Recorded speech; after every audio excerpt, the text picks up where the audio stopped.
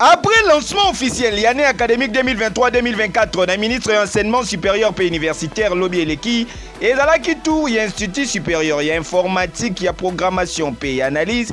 Ici pas pour le démarrage de l'activité académique 2023-2024.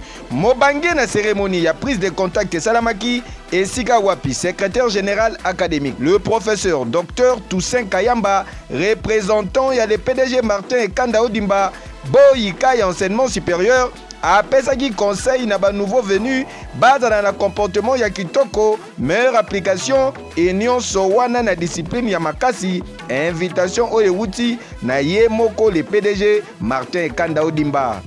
La première semaine ici, nous organisons les journées d'encadrement pédagogique parce que les enfants rentrent dans un nouvel environnement. Ils vont aussi affronter leur diplôme, connaître les issues de leur formation.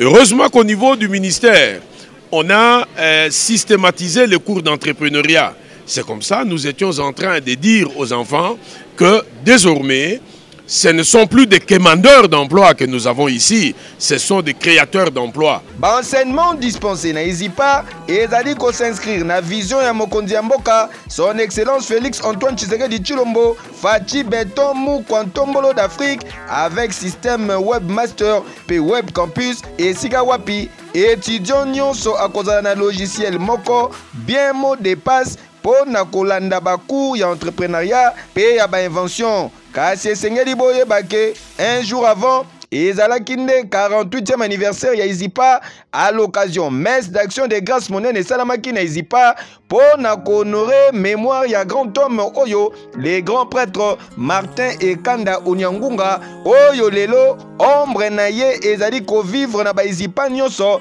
grâce à vision na ye incarné par le seul et l'unique représentant valable, l'héritier du trône, le PDG Martin et Kanda Ondimba, Boyika et enseignement supérieur. Tala! Bakour esi ezongi na ba Izipa, yo mutozali kolala, welisa na lombangu nyonso, po inscription ezali en cours. Kasi bako sabino te, Izipa ezali état d'esprit, Izipa ezali semoko, na basit na yango, Izipa Shaumba, Izipa Mushi, Izipa Kitega, Izipa Matete, pe Izipa Matadi. Et sengeli boye balisusu ke ba partenaire nyonso oyo bazwaki contact na le fait papa Martin et Kanda Onyangunga bazali koya po na ko perfectionner masolo. Mwana mama bako sabino te oyo nyonso kosala ligablo na ye na kombo ya Izipa ezali luvunu ezali Izipa ya Maniaku bobengaka yango Izifwati na lobi bien Izifwati. Eh que yo oui.